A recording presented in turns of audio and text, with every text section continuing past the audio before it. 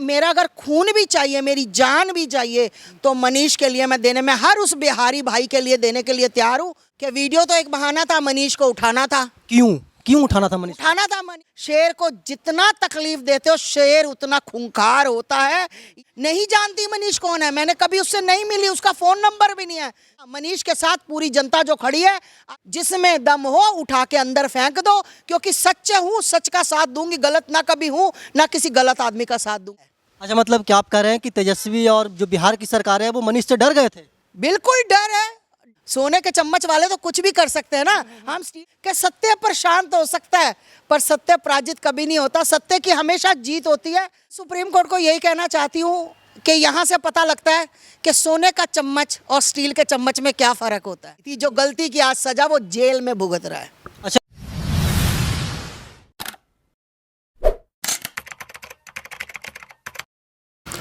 नमस्कार, प्रणाम। मैं अमित चौरसिया और आप देख रहे हैं नालंदा दस्तक। अभी हम मौजूद हैं क्या बोलते हैं कि नोएडा सेक्टर 34 के अपना घर आश्रम में, और हमारे बगल में जो मौजूद हैं वार्तालाप करने के लिए, वो किसी परिचय के मोहताज नहीं है।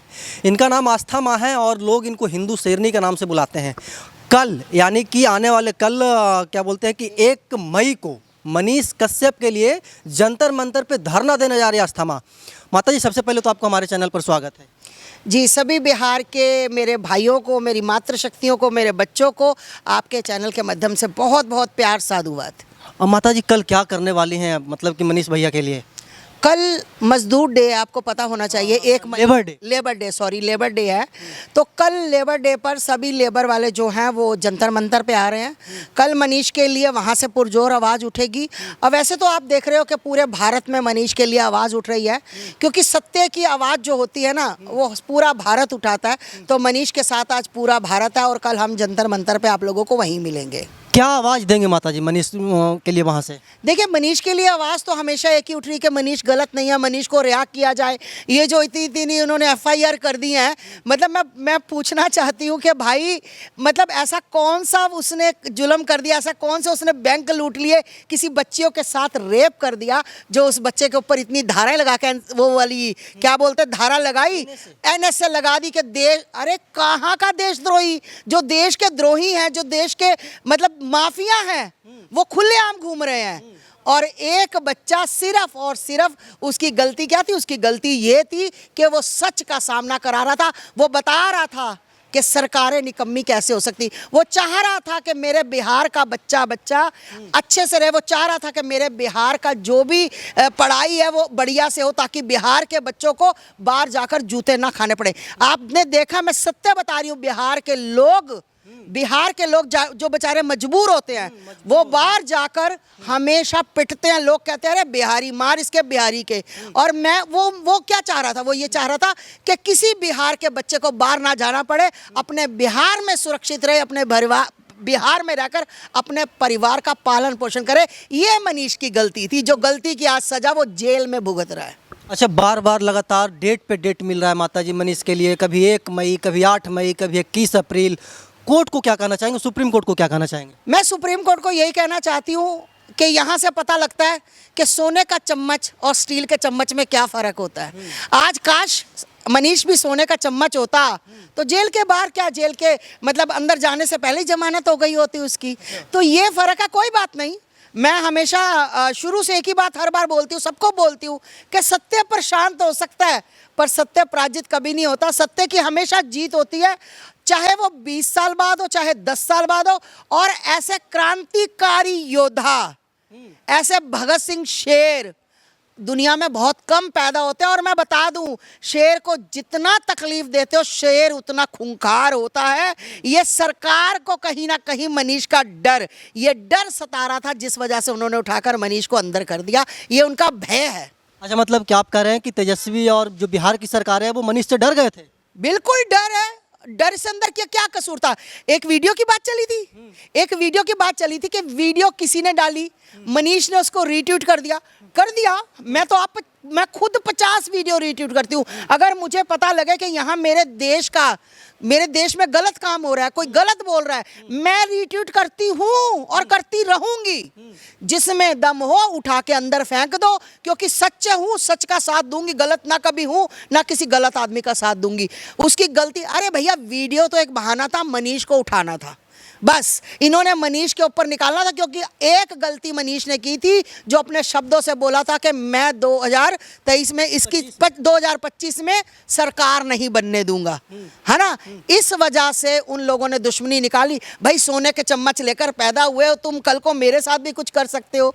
सोने के चम्मच वाले तो कुछ भी कर सकते हैं ना, हम स्टील वाले चम्मच वालों को कहीं भी फेंक दें, कोई पता नहीं लगेगा। कोई बात नहीं, भगवान तो नहीं मरा, भगवान तो जिंदा है, भगवान तो सब कुछ देख रहा है। यही इसी जन्म में कहीं कहीं नहीं जाना, यहाँ हर एक इंसान अपने करनी का भुगतान करके जाता है, यहाँ से उससे पहले नहीं जाता। अच्छा माता जी, मनीष कश्यप के ऊपर जैसा कि आरोप लग रहा है कि वो फर्जी वीडियो वायरल किए, फर्जी रीट्वीट किए, लेकिन बिहार के तमाम बड़े बड़े जो न्यूज़पेपर हैं, बड़े बड़े जो पॉलिटिशियंस हैं, उन लोगों ने भी इस खबर को चलाया था, तो उन लोगों के ऊपर FIR क्यों नहीं? मैंने अभी आपको क्या कहा कि वीडियो तो एक बहाना था, मनीष को उठाना था। क्यों उठाना था मनीष? उठाना था, मनीष ने कह दिया था 2025 में सरकार के लिए उसे। अच्छा, उसने फिर आपको ये भी याद होगा कि उसने ये कहा था, उसने माफ़ी भी मांगी थी कि अगर मेरी वजह से किसी की भावनाओं को आहत हुई है तो मैं माफ़ी मांगता हूँ। कुछ नहीं, बस उसने यही था कि मगरमच्छ से रहकर, समुद्र में रहकर मगरमच्छ से बैर वाली बात, ठीक। उसने असलियत बताना चाहिए। अरे वो स्कूल में जाकर टीचरों की पोल खोलता था, किसके लिए? तुम टीचरों से रिश्वत खाकर टीचरों को तुम मतलब स्कूल में बिठाते हो, जो कि टीचरों को यही नहीं पता संडे के बाद मंडे आता, बोलती है ट्यूसडे आता है। क्या पढ़ेंगे तुम्हारे बिहार के बच्चे? संडे मंडे नहीं पता, जनवरी फरवरी। मनीष के बच्चे पढ़ रहे थे, मनीष के बच्चे वहां पढ़ रहे थे। अरे वो जनता के बच्चों के लिए, बिहारी के बच्चों के लिए वो चिल्ला रहा था कि स्कूल में डॉक्टरों को यही नहीं पता कि इलाज क्या करना है। ये सब रिश्वतें खाकर टीचर भर दिए गए, सब रिश्वतें खाकर डॉक्टर भर दिए गए, और बुरा किसका हुआ? पढ़ने वाली जनरेशन का, आने वाली जनरेशन का। तो ठीक है ना, फिर जब तुम खुद बिहार का CM होकर, बिहार की सरकार होकर अपने बिहारियों को नहीं संभाल सकती, तो तुम्हारे बिहारी भैया ऐसे ही पंजाब में, ऐसे यूपी में, ऐसे ही दिल्ली में रोज पिटते रहेंगे। और मैं बता दूं, जो लोग आज, आप लोग मीडिया वालों का बहुत बहुत धन्यवाद, साधुवाद, बहुत प्यार आस्था माँ की ओर से और पूरे भारत की ओर से, कि जो आप लोग सत्य के साथ हो। मेरे को बहुत खुशी होती है। उस दिन भी मेरे साथ घर पूरी मीडिया आई, मुझे बहुत अच्छा लगा। कम से कम कुछ लोग अभी भी ऐसे दुनिया में हैं जो सिर्फ सत्य का साथ देते हैं। और मनीष, मैं आपको बता दूं, लोग कहते हैं एक पत्रकार था, कोई कहता है कि मतलब यूट्यूबर था, कोई कहता है कि आने वाला नेता, बिल्कुल नेता। अगर मैं बता दूं, अगर कहीं आप मनीष को CM बना दें, बिहार का CM बना दें, अगर आपकी बिहार एक उत्तम बिहार ना बन जाए, जैसे योगी जी ने उत्तर प्रदेश को उत्तर प्रदेश उत्तम प्रदेश बना दिया, वैसे ही आपका बिहार भी ऐसे ही उत्तम बने। कौन बनाएगा मुख्यमंत्री माता जी? आप लोग, जनता बनाएगी। जनता, मनीष के साथ पूरी जनता जो खड़ी है। अगर चाहते हो आपके बच्चे, आपकी बेटियां, आपकी बहनें, आपके भाई सेफ रहे, आप चाहते हो कि बिहार एक खुशहाल देश बने, प्रदेश बने, तो भैया आप लोगों को मनीष का सपोर्ट करके मनीष को बाहर लाना होगा और उसको बिल्कुल नेता बनना। आस्था माता कितना सपोर्ट करेंगे मनीष को मुख्यमंत्री बनाने? मैं तो भैया, मैं तो हर टाइम खड़ी हूँ। मैं अपने बच्चों के साथ हर टाइम खड़ी हूँ। मुझे जिस दिन मनीष बोलेगा मेरा बस फ्लाइट का रास्ता होगा, मैं मनीष के पास मिलूंगी। मेरा बच्चा है भाई, अच्छा काम कर रहा है। मैं उसको नहीं जानती मनीष कौन है, मैंने कभी उससे नहीं मिली, उसका फोन नंबर भी नहीं है। सिर्फ और सिर्फ मैं उसको फॉलो करती थी, उसके काम देखती थी, जो वो बच्चा दिल से करता था, और जो उसके चेहरे पे दर्द होता था ना, बिहारियों के लिए जो दर्द होता था, जो आज तक मैंने किसी के ऊपर। अगर आज एक बात बिहार वाले लोगों को बता दूं, अगर आज आप सिर्फ जाने जा रहे हो ना, बिहार बिहार बिहार हो रही है, तो सिर्फ और सिर्फ इसका एक ही श्रेय जाता है मनीष कश्यप। आज बिहारी लोग मनीष कश्यप की वजह से जाने जा रहे हैं।